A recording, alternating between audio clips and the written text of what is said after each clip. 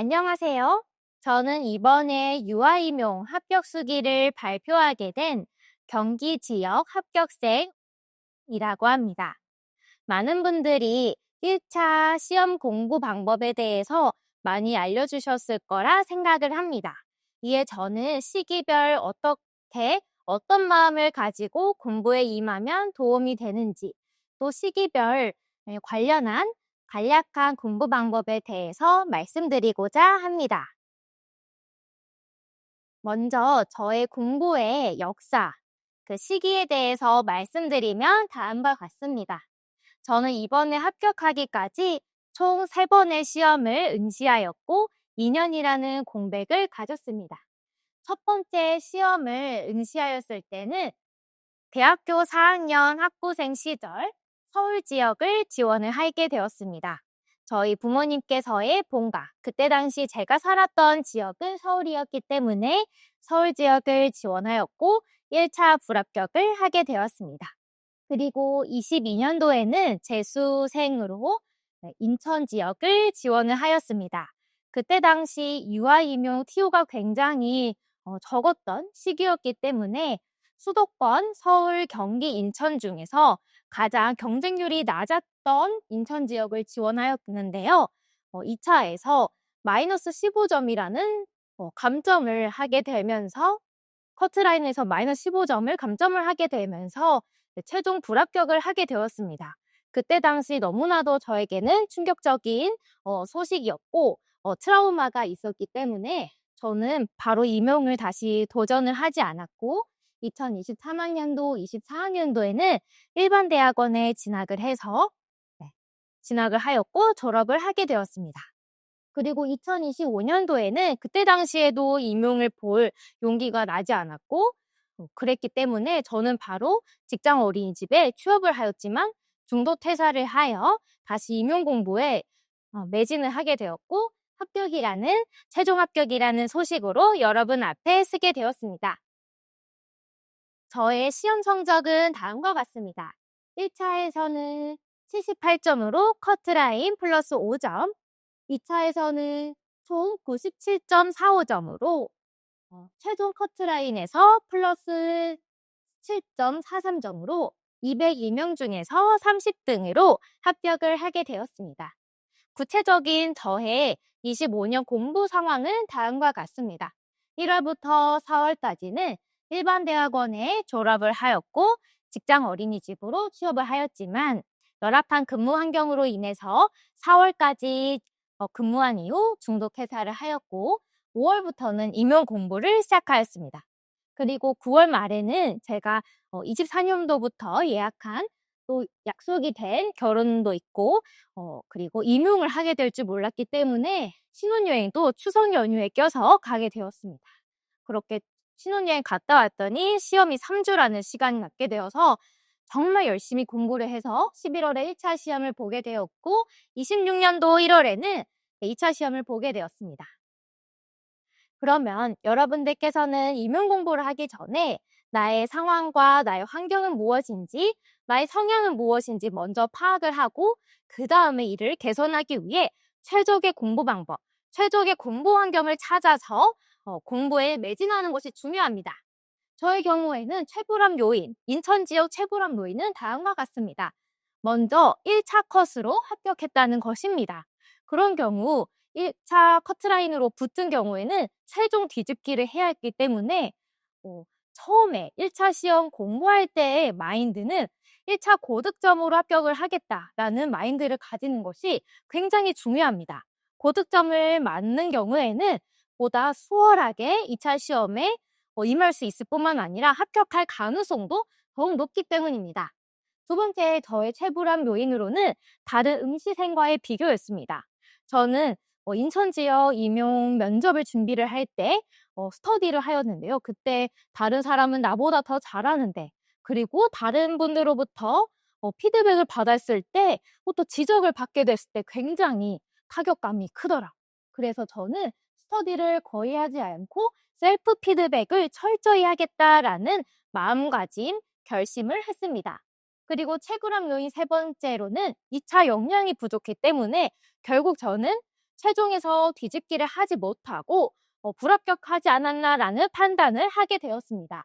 이에 저의 목표는 주변 현장교사의 피드백을 받아서 저의 2차 역량을 최대한 끌어올리자라는 목표를 가지고 있었습니다.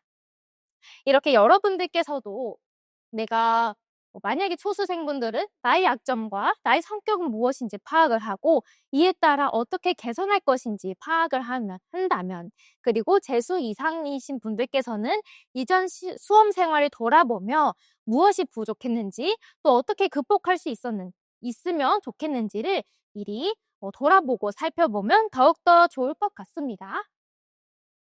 공부를 시작하기 전에 저는 저와의 약속을 하였습니다. 크게 4가지가 있는데요. 먼저는 다음 임용 카페에 접속하지 않겠다입니다. 유아 임용에 대한 커뮤니티가 다음 임용 카페에 굉장히 활발하게 운영되고 있다는 것을 여러분도 아실 것입니다. 여기에서 유용한 정보, 궁금한 것을 질문화할 수 있지만 때로는 불안을 조성하는 글, 읽게 되면 우울해지는 글, 나의 자존감이 낮아지는 글을 마주할 때가 있습니다. 이에 저는 이러한 것을 모두 차단을 하고자 2차 시험 전날까지 다음 임용 카페에 접속하지 않았습니다. 두 번째, 저의 약속으로는 공부할 때 스마트폰 이용을 하지 않겠다입니다. 스마트폰을 이용할 경우 집중할 수 있는 시간이 절대적으로 줄어들 뿐만 아니라 집중력이 흐트러지기 때문입니다. 그래서 저는 스마트폰을 스터디 카페 사물함에 두고 나서 점심시간이랑 저녁시간, 그리고 저녁 22시 이후에만 사용을 하였습니다. 세 번째로는 평일에는 무조건 공부한다입니다. 저는 작년 공부를 할 때 이제 결혼이라는 것도 앞두고 있었고, 이에 따라 청첩장 모임도 굉장히 많았습니다. 친구들과의 모임, 청첩장 모임, 결혼 준비는 온전히 주말에 미루어 두고, 주말로 계획해 두고, 저는 평일에는 온전히 공부하는 시간으로만 시간을 활용을 하였습니다. 네 번째로는 꾸준한 운동입니다. 꾸준히 운동을 하다 보면 체력을 기르게 됐고, 이 유아 임용이라는 시험은 롱런이기 때문에 끝까지 지치지 않고 체력적으로 열심히 달릴 수 있습니다. 이에 따라 꾸준히 운동하는 것도 시간과 상황이 허락된다면 하시는 것을 추천드리는 바입니다. 결국 나와의 약속이라는 것은 시험에 방해되는 요소는 무조건 차단을 하고 나의 시험에 득이 되는 요소는 무조건 취하자라는 것입니다. 여러분들께서도 상황과 자신의 형편을 살펴보아 득이 되는 것은 무조건 취하고 방해되는 것은 과감하게 차단하는 것을 추천드리는 바입니다. 제가 민쌤을 수강 선택을 한 이유는 다음과 같습니다. 첫째로 풍부한 이론입니다. 민쌤께서는 풍부한 이론을 방대하게 다뤄주시는 편입니다.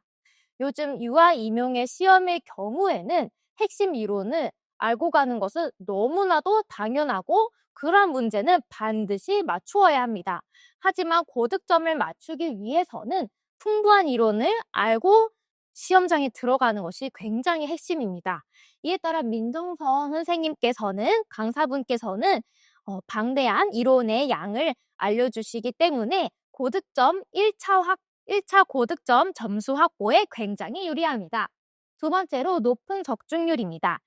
민쌤의 기본 강의에서는 강조한 내용, 그리고 문풀에서도 출제된 이론과 강조하신 내용, 또 이어서 모의고사까지 강조하시고 또 출제하신 문제들이 굉장히 적중률이 높습니다. 특히 올해의 경우에는 2차 시험 동시집기까지 출제 적중률을 정확하게 예측하신 걸로 저는 알고 있습니다. 이에 따라 높은 적중률, 그리고 트렌드에 굉장히 민감하게 반영을 하시기 때문에 민쌤을 수강하도록 저는 선택했습니다. 마지막으로 따뜻하신 성격입니다. 저는 몰아치고 스파르타 형식으로 이야기하는 것보다 보다 나긋하고 친절하게 설명하시고 안내해 주시는 강사분을 굉장히 선호하는 편이더라고요. 특히 민쌤의 경우 친절하시고 따뜻하신 성격뿐만 아니라 필요할 때 방향성을 다시 한번 잡아야 될 때 분명하고 친절하고 명확하게 알려주셨기 때문에 그런 점에서 저와 성향이 굉장히 잘 맞았습니다. 네, 저는 5월부터 임용시험 삼수 공부를 시작했기 때문에 5월부터의 기준으로 타임라인을 설명을 해드리고자 합니다. 5월에서 7월까지 저는 기본 이론을 외우고 이해하는 시기에 저는 집중을 하였습니다. 이때 당시에 기본 이론을 다룰 때 여러분들이 가져야 할 마인드를 제가 정리해 왔습니다. 첫 번째로 조급해하지 말자입니다. 유아 임용은 11월까지, 2차 시험의 경우에는 1월까지 우리가 끝까지 달려야 하는 시험이기 때문에 조급해 한다면 보다 지치고 번아웃이 올 수 있습니다. 이에 따라 조급한 마음보다 차근차근히 해보자라는 마음가짐으로 임하시는 것이 중요합니다. 두 번째로 다양한 시도를 해보는 용기입니다. 기본 이론반의 경우에는 다양한 공부 방법을 적용해 보면서 또 다양한 시도를 해보면서 나에게 맞는 공부 방법은 무엇인지, 공부 환경은 무엇인지 탐색해보는 시도, 그런 것이 굉장히 중요합니다. 예를 들어 스터디 카페에서도 뭐 A구역이 있고 B구역이 있고 C구역이 있다고 가정을 해보았을 때 1주는 A구역에서도 공부해보고 둘째 주는 B구역, 셋째 주는 C구역에서 공부를 해보면서 나와 가장 최적화된 공부 환경은 무엇인지 미리 한번 시도를 해보는 것입니다. 어떤 분들께서는 나는 너무 바빠서 너무 늦은 것 같아서 다양한 시도를 해볼 시간도 없어 라고 하시는 분들도 있는데요. 그렇게 된다면 시간 확보는 될 수는 있겠지만 나의 최적화된 공부가 무엇인지 파악하기 어려울 뿐더러 그렇게 된다면 장기간 입장에서는 효율성에서 떨어질 수 있기 때문에 이때는 다양한 시도를 해보면서 나에게 맞는 공부 방법이 무엇인지 찾는 것이 굉장히 중요한 시기라고 생각을 합니다. 이에 따라 저의 논술 공부 방법은 다음과 같습니다. 첫째, 논술은 이론의 연장선이다. 입니다. 제가 재수 시절 23년도 시험은 아동복지가 출제된 논술 문제였습니다. 그때 당시 논술 문제 아동복지는 13년도인가 13년도 출시 그리고 19년도 출시밖에 출제되지 않아서 굉장히 공부를 해야 되나 말아야 되나 해도 조금밖에 공부를 하지 않아 했던 수강생들이 굉장히 주변 사람들이 많았습니다. 그때 당시 아동복지 문제가 논술 문제로 나오자 많은 사람들이 멘붕에 빠지고 해당 내용을 암기하지 못한 채 시험에 응시하게 돼서 논술 점수가 12점, 13점 나오는 경우를 꽤 볼 수 있었습니다. 이 경험을 통해서 저는 논술은 결국 이론의 연장선이다라는 그러한 교훈을 얻게 되었습니다. 알고 있는 이론이 많을수록 그만큼 쓸 수 있는 이론이 서술할 수 있는 내용이 많기 때문입니다. 이에 저는 논술 자체에 시간을 많이 투자하기보다 이론을 정말 빠삭하게 이해하고 암기하도록 노력을 하였습니다. 논술 자체의 공부로는 5월부터 시작해서 주 2, 3회 거꾸로 25년도부터 거꾸로 내려가면서 기출문제를 시간 안에 맞추고 풀어보는 시간을 가졌습니다. 60분 동안 풀어본 다음 인쌤의 예시답안과 비교를 해보고 또 책 속에서 논술 책 속에 실제 응시생들은 어떻게 서술했는지 예시 답안이 나와 있기 때문에 그 답안을 비교해 보면서 좀 더 좋은 표현은 무엇이 있는지 어떻게 개선하면 좋을지 분석해보는 시간을 가졌습니다. 기출문제를 다 푼 이후에는 민쌤 교재에 있는 문제를 한번 연습 문제를 풀어가면서 그렇게 논술감을 익혔습니다. 3번, 구체적인 사례 이론입니다. 이거는 논술뿐만 아니라 교육과정에 적용되는 부분입니다. 민쌤께서는 항상 강조하시는 바가 있습니다. 임용시험이란 구체적인 사례를 일반적인 이론의 내용으로 바꿔보고 또한 일반적인 이론의 내용을 구체적인 사례로 바꿔보는 시험이다라는 것입니다. 즉, 논술이라는 것은 교사 간의 대화가 적혀 있거나 교사의 저널이 주로 쓰여져 있는 시험이기 때문에 즉 구체적인 사례를 일반적인 이론 내용으로 답안을 쓰는 것이 중요합니다. 이번에 논술 논란이 굉장히 많았던 것으로 알고 있습니다. 이에 따라 저의 경우에는 논술이 20점 만점에 18점이라는 점수를 받게 되었는데요. 저는 뭐 학자의 이름을 썼다 이러기보다 지문에 나와 있는 구체적인 사례를 일반적인 이론의 내용으로 일반화시켜서 변환하여서 패러프레이징 한 경우였기 때문에 좀 좋은 점수를 받지 않았나라는 생각이 들게 됩니다. 여러분들께서도 논술뿐만 아니라 교육과정을 공부할 때도 구체적인 사례를 일반적인 이론의 내용으로 한번 변환하여 서술해보고 이론을 어떻게 하면 구체적인 사례로 적용할 수 있을지 이것을 계속해서 고민해보고 바꿔보는 연습을 하면서 공부한다면 1차 시험 역량을 굉장히 향상시키는 데 도움이 될 것이라 생각합니다. 교육과정 공부 방법은 다음과 같습니다. 5월부터 7월까지 저는 교육과정 내용을 공부를 했기 때문에 시간이 많지 않았습니다. 먼저 1회 독을 할 때는 민쌤 기본 개념 강의를 다 들으면서 하나 수강을 했다면 해당 내용의 처음부터 끝까지 기본서 내용을 쭉 읽고 중요한 부분에 밑줄을 칠하였습니다. 그렇게 하다 보면 이론의 내용을 보다 깊게 이해할 수 있게 되었습니다. 그 다음에 처음부터 끝까지 모든 범위가 회독을 하였다면 1회 독을 하였다면 두 번째는 2회독을 하였습니다. 그때 밑줄 친 제가 복습을 하면서 밑줄 친 내용을 중심으로 다시 한번 회독을 하는 시간을 가졌었고 더불어 기출문제를 강의를 수강하였습니다. 이때 그저 답을 맞추기보다 민쌤께서는 어떻게 문제를 접근하셨고 어떠한 사고로 문제를 해결하셨는지에 초점을 맞추었습니다. 그러다 보니 답을 맞추기보다 어떻게 문제를 풀 수 있구나라는 것을 알게 되어서 문제 접근 방법에 대해서 알 수 있었던 유익한 시간이었습니다. 그리고 건강안전 법령의 공부 방법은 먼저 건강안전의 경우 실대안경과 아동복지법은 고시문과 번갈아 가면서 격일로 공부를 하였습니다.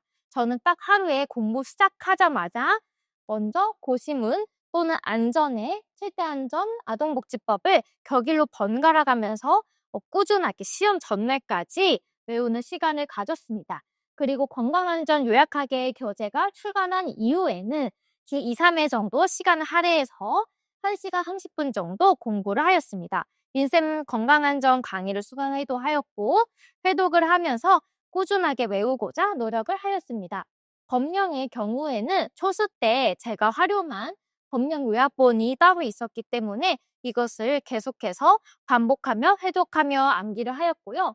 그다음에 민쌤 법령 자료, 민쌤께서 제공해 주신 법령 자료를 보면서 업데이트된 자료를 집중적으로 보면서 어떤 법이 개정이 되었는지 또 추가된 법이 무엇인지 이 부분만 따로 발췌해서 공부하였습니다.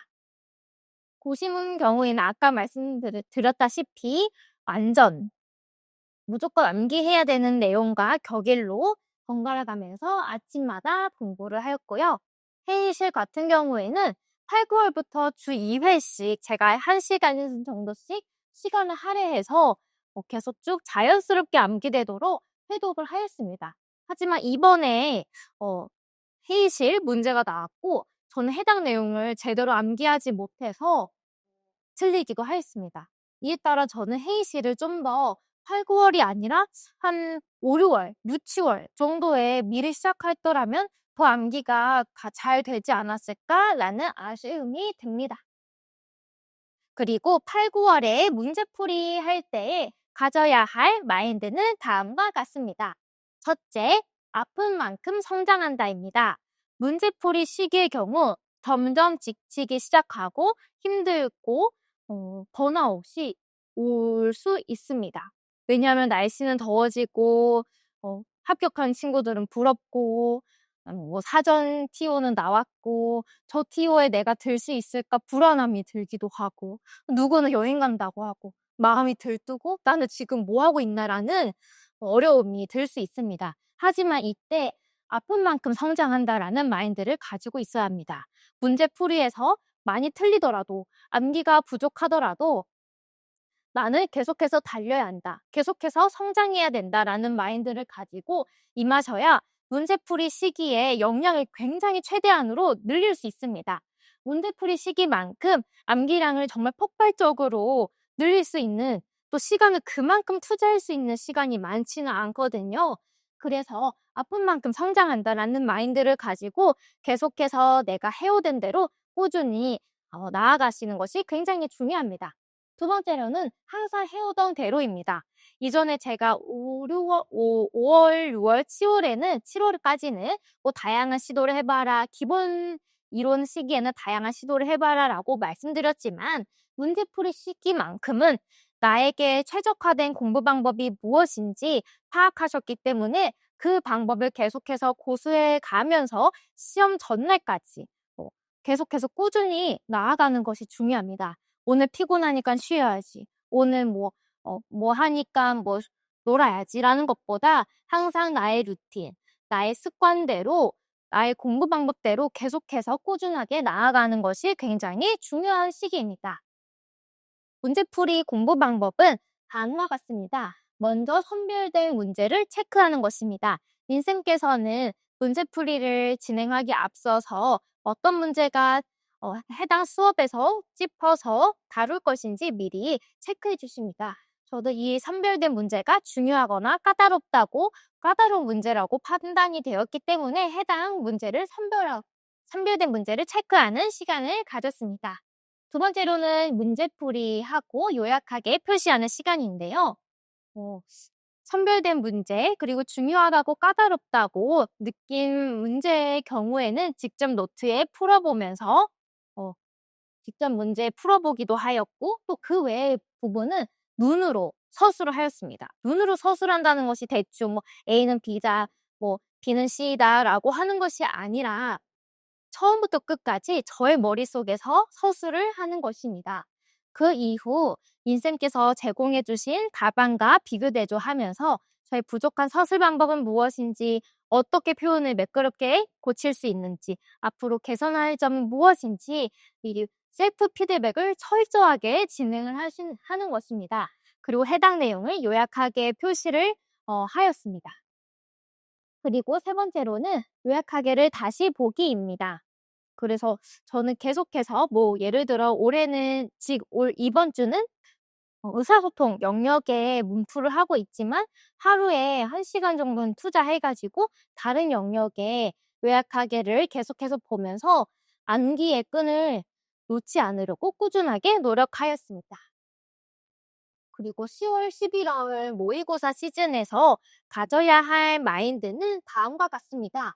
첫째, 나는 충분히 잘하고 있다. 이제는 원서 접수도 했기 때문에 정말 마음이 불안하고 초조할 수 있습니다. 이때 나를 책짓질하고 너 왜 이렇게 못해? 라는 것보다 난 지금까지 충분히 잘해왔고 지금도 잘하고 있고 앞으로도 잘할 것이다 라는 자신감을 가지고 격려하는 시기입니다. 굉장히 중요합니다. 그리고 시험은 포기하지 말자. 끝날 때까지 끝난 게 아니다. 시험장 전날까지, 또 어찌 보면 시험 시작하기 전, 쉬는 시간에 봤던 게 실제로 시험에 나왔다라는 합격자 사례 발표를 이전에 본 적이 있었거든요. 그래서 시험을 풀기 직전까지 끝난 게 아니다. 난 하나라도 모르는 것을 더 암기하고 가는 것이다 라는 마인드를 가져야 합니다. 그래서 나 모의고사 많이 틀렸으니까 이번에 글렀어 라는 마인드보다 끝까지 해보자. 하나라도 더 암기하고 가자라는 마인드를 가지고 모의고사 때 나 자신을 칭찬을 하면서 없는 것도 작은 것도 사소한 것도 칭찬을 하면서 임하는 것이 굉장히 중요한 시기입니다. 이때 저의 모의고사 공부 방법은 다음과 같습니다. 모의고사 풀기 전에는 필기를 풀는다라는 건데요. 3번 내용의 설명을 드리면 보다 이해하실 수 있을 것입니다. 두 번째로는 모의고사 풀기에서는 저는 과목별 논술 교육과정 A, 교육과정 B 이 시험 사이에는 쉬는 시간 5분을 두고 쭉 시험을 보았습니다. 그러다 보니 오전 8시부터 시작했을 때 시험이 끝나면 대략 11시 30분이더라고요. 그래서 8시부터 11시 30분까지 쭉 시험을 본 다음에 빠르게 채점을 하고 점심을 먹은 후에 오답하는 시간을 가졌습니다. 오후에 오답할 때는 틀린 것, 헷갈린 것, 부분이 무엇인지 철저하게 피드백하고 파악하는 것이 필요합니다. 그리고 해당 내용을 저는 스티커로 요약하게 표시를 했습니다. 예를 들어 민쌤 사회 A형에서 3번이 틀렸다고 하면 민쌤 사회 4A 3이라고 스티커에 표시를 해서 요약하게 붙였습니다. 그리고 노트의 틀린 원인이랑 앞으로 다짐을 다른 노트에 적기도 했습니다.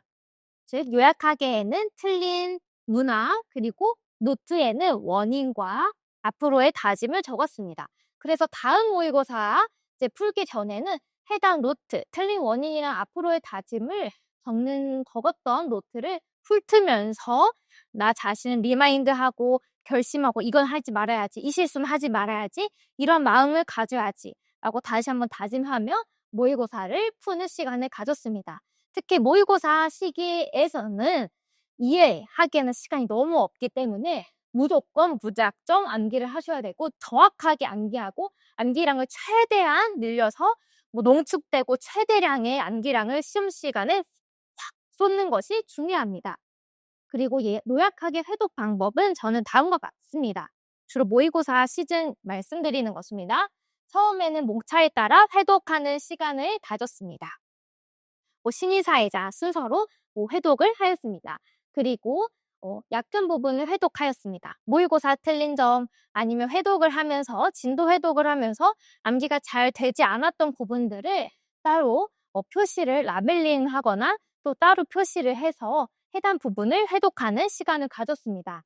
그리고 하루 공부를 마무리하기 전에 오늘 쭉 요약하기를 회독하면서 암기가 전혀 안 됐던 부분들 그리고 어려운 부분들을 다시 한번 10분 동안 빠르게 회독하는 시간을 가져서 이러한 것을 무한 반복 회독을 하여서 시험장에 들어가게 되었습니다.